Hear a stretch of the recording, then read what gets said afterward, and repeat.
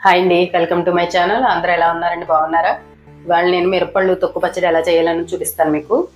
ఎర్ర మిరపళ్ళతో చేసిన పచ్చడి ఇది చాలా బాగుంటుందండి. అన్నంలోకి, టిఫిన్స్లోకి అంతా చాలా బాగుంటుంది, టేస్ట్గా ఉంటుందండి. ఇది ఎలా చేయాలన్నది, దీనికి కావాల్సిన పదార్థాలు ఏంటి చూపిస్తాను రండి. పండు మిరపకాయల పచ్చడికి కావాల్సిన పదార్థాలు ఏంటో ఒకసారి చూద్దామండి. ఇవి పండుమిర్చి నేను ఒక 1/2 కిలో తీసుకున్నాను. ఇవి తీసుకొని ఇవి శుభ్రంగా నీళ్ళలో వేసి శుభ్రంగా క్లీన్ చేసి ఏమన్నా కొంచెం కట్ అయినవి, విరిగిపోయినవి అలాంటివి ఉంటే తీసేయాలండి పక్కకి. అలాంటివి ఏమి పని చేయవు దీనికి. మొత్తం అన్నీ నీట్గా వాష్ చేసుకొని, కాడలు అప్పుడే తీయకూడదండి. మొత్తం కాడలతోటే నీళ్ళలో వేసేసి 5 నిమిషాలు ఉంచి శుభ్రంగా తుడిచి కొంచెం ఫ్యాన్ గాలి కింద ఆరబెట్టుకోవాలండి. ఇలాగా ఎక్కడ వాటర్ లేకుండా మొత్తం ఆరబెట్టుకోవాలి. నేను 1/2 కేజీ దానికి ఎంత కావాలి ఏంటి అన్నది మెజర్మెంట్స్ చెప్తున్నానండి. ఇవి ఒక 1/2 కేజీ తీసుకున్నాను. నాకు డ్యామేజ్ అయితే ఏమీ లేవు, 1-2 కాయలు ఉన్నాయి అంతే, మిగతావన్నీ బాగానే ఉన్నాయి. ఇందులోకి ఉప్పు, చింతపండు ఎంత పడుతుంది ఏంటి అనేది చెప్తాను చూడండి. చింతపండు 100 గ్రాములు తీసుకున్నానండి. ఇది పువ్వు చింతపండు. ఇక్కడ ఎక్కడైనా పిక్కలు కానీ ఏమైనా అలాంటివి ఉంటే తీసేసి కొంచెం ఎండలో పెట్టుకోవాలి. ఇది ఒక 100 గ్రాములు తీసుకున్నాను. ఉప్పు ఒక 1/2 కిలో పడుతుందండి. ఎందుకంటే పులుపుకి కారానికి తగ్గట్టుగా చూసి వేసుకోవాలి. 1/2 కిలో ఉప్పు పడుతుంది. ఆవాలు ఒక 30 గ్రాములు తీసుకున్నానండి. మెంతులు ఒక 30 గ్రాములు తీసుకున్నాను. ఇప్పుడు ఇది ఎలా తయారు చేయాలో ఏంటన్నో చూపిస్తానండి. ఇది చాలా ఈజీగా చేసుకోవచ్చు. సంవత్సరం పైగా నిల్వ ఉంటుందండి. ఇది ఫ్రిడ్జ్లో అయినా పెట్టచ్చు, లేదా బయట కూడా పెట్టుకున్నా నిల్వ ఉంటుంది, ఏం పాడవదు. రండి దీన్ని చూపిస్తాను ఎలా తయారు చేయాలన్న. స్టవ్ ఆన్ చేసి స్టవ్ మీద బాండి పెట్టుకున్నానండి. ఇందులో ముందుగా మెంతులు వేసుకుందాం. కొంచెం దోరగా వేగనిద్దాం మెంతులు. 1 by 1 మెంతులు, ఆవాలు కూడా సిమ్లో పెట్టి దోరగా వేయించుకొని పౌడర్ చేసుకోవాలండి.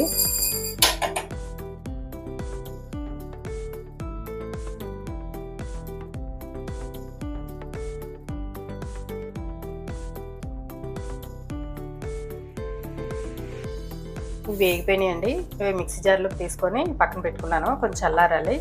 ఇలుపులో ఏం చేద్దామంటే చూపిస్తాను మీకు. పచ్చిమిర్చిని ముక్కల కింద కట్ చేసుకుందామండి, తొడిమలు తీసేసి.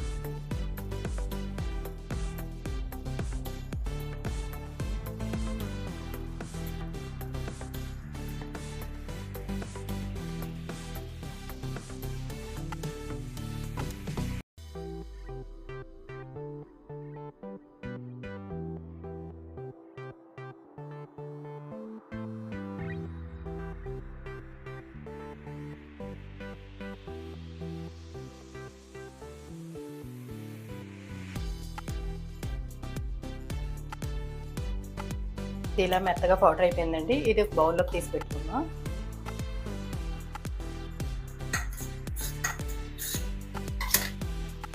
ఇప్పుడు ఏం చేద్దామంటే కొంచెం చింతపండు, నేను 3 ట్రిప్పుల కింద వేస్తున్నానండి మొత్తం ఇదంతానే. కొంచెం చింతపండు, కొంచెం కళ్ళుప్పు,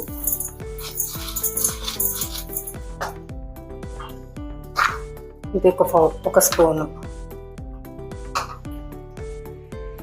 కొంచెం పండుమిర్చి,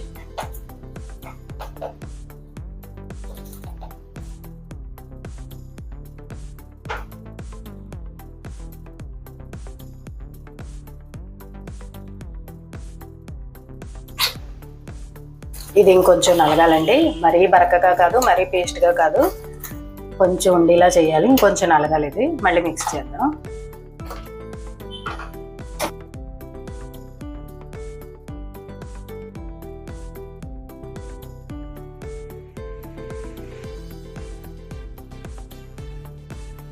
ఇందులో కొన్ని వెల్లుల్లి కూడా వేసి పేస్ట్ చేద్దామండి.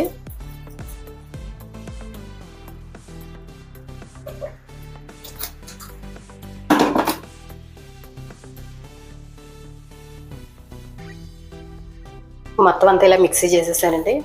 మొత్తం కూడా ఒకసారి బాగా కలుపుతాను ఇదంతాని.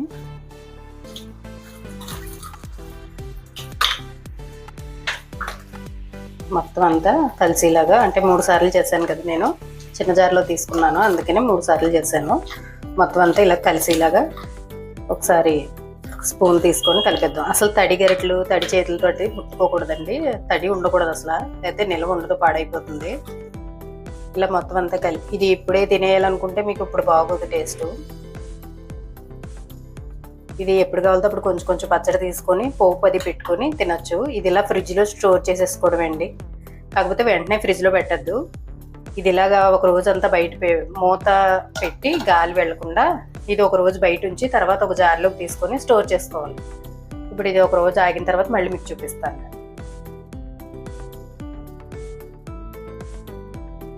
ఈ కలిపి పెట్టిన పచ్చడి అంతా ఒక రోజు ఊరిందండి. ఇప్పుడు ఇది ఎలా ఉందో ఒకసారి చూద్దాము.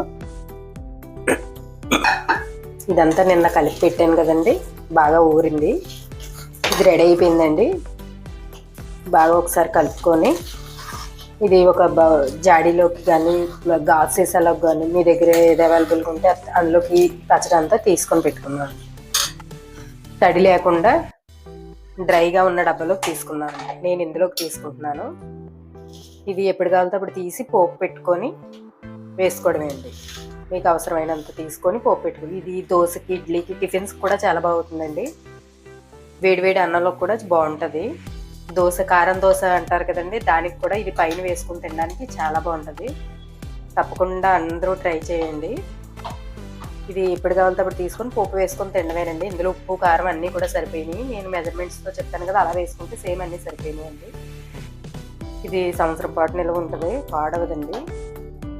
అంటే మీరు తినేదాన్ని బట్టి, ఇదైతే నాకు సంవత్సరం వచ్చేస్తుంది. నేను ఎక్కువ కారం అని తిన్నాను కాబట్టి సరిపోతుంది. ఇదంతా మొత్తం డబ్బాలో వేసేసుకోండి. ఇది ఇలా పెట్టేసుకోవడం, దీనికి ఆయిల్ అది ఏం అవసరం లేదు. ఎప్పుడు కావాలంటే అప్పుడు పోపు వేసుకుంటే ఆయిల్ వేసుకోవడం అండి, లేదంటే ఇలా ఫ్రిడ్జ్లో పెట్టేసుకోవడం అండి. ఓకే అండి, ఇది తప్పకుండా అందరూ ట్రై చేసి ఎలా వచ్చింది అన్నది నాకు కామెంట్లో తెలియజేయండి. ఓకే అండి, బాయ్.